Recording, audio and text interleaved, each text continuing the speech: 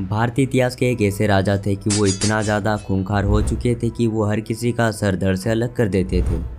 दरअसल दोस्तों हम बात कर रहे हैं सम्राटों का सम्राट अशोक सम्राट चंद्रगुप्त मौर्य और सिकंदर का। अशोक सम्राट अपने पिता बिंदुसार के 100 पुत्रों में से एक थे।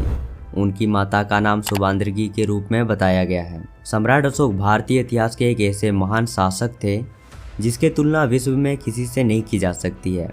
वह भारत में मौर्य साम्राज्य के तीसरे शासक थे जिन्होंने 269 ईसा पूर्व से 232 ईसा पूर्व तक भारत के लगभग सभी महाद्वीपों पर शासन किया था।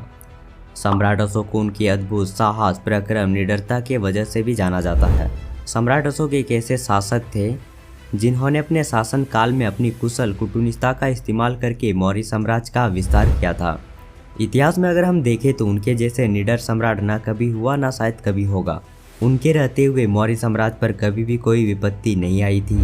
फिर एक ऐसा दौर आया जिसमें सबको हिला के रख दिया। तकरीबन 261 ईसा पूर्व में भारतीय इतिहास के सबसे शक्तिशाली और ताकतवर योद्धा सम्राट अशोक ने अपने मौर्य साम्राज्य का विस्तार करने के लिए कलिंग राज पर आक्रमण कर दिया। इस भीषण युद्ध में करीब 1 लाख लोगों को बेरहमी से हत्या कर दी गई। मरने वालों में सबसे ज़्यादा संख्या सैनिकों की थी। इसके साथ ही इस युद्ध में करीब 1.5 लाख लोग बुरी तरीके से घायल हो गए थे। ये सब देखकर अशोक रोने लगे और फिर कभी युद्ध न लड़ने के लिए खुद से वादा कर लिया। एक ऐसा राजा जो कि बहुत ही कम समय में बहुत ही बड़े बड़े काम कर दिए थे, जिन्होंने अपने जीवन में कभी भी पराजय नहीं देखे थे, जो कि महज 12 साल की उम्र में उन्होंने एक जंगली बिगड़ल घोड़े को काबू कर लिया था। यह बच्चा बड़ा होकर अलेक्जेंडर द ग्रेट यानी कि सिकंदर महान कहलाया और प्राचीन दौर के सबसे प्रसिद्ध राजा बन गया। मैसेडोनिया के रहने वाले सिकंदर का जन्म 356 ईसा पूर्व में हुआ था। मैसेडोनिया उत्तरी यूनान से बाल्कन तक फैला हुआ इलाका था। उनके पिता को उनके ही सुरक्षा गार्ड ने हत्या कर दी, जिसके बाद एक नया राजा बनने का संघर्ष शुरू हुआ। इस संघर्ष में उन्होंने अपने सभी विरोधियों का सफाया कर दिया और महज 20 साल की उम्र में राजा बन गए। इसके बाद सिकंदर ने 12 वर्षों तक शासन किया। उन्होंने अपने सैनिकों के साथ 12,000 मील की विजय यात्रा की। उस समय फारस साम्राज्य का राजा डेरियस को हराया और मध्य एशिया तक यूनानी संस्कृति का प्रचार किया। सिकंदर से पहले मैसेडोनिया केवल एक भौगोलिक क्षेत्र का नाम था, लेकिन ये क्षेत्र मजबूती से जुड़ा हुआ साम्राज्य नहीं था। सिकंदर का मकसद पूरी दुनिया में राज करने का था।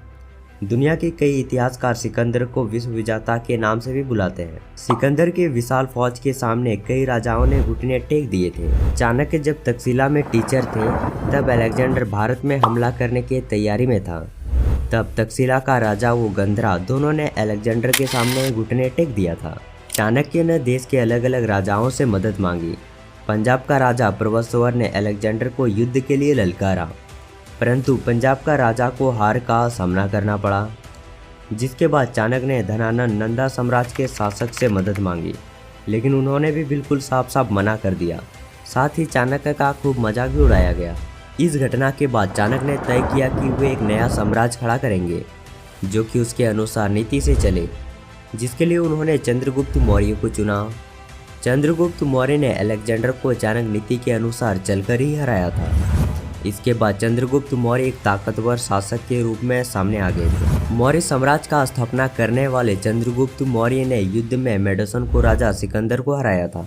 इसके बाद भी इतिहासकार ने सिकंदर को महान बताया। आपको क्या लगता है इन तीनों में सबसे ज़्यादा महान कौन थे? कमेंट करके जरूर बताना। तो मिलते हैं अगले वीडियो पे, तब तक के लिए बाय बाय दोस्तों।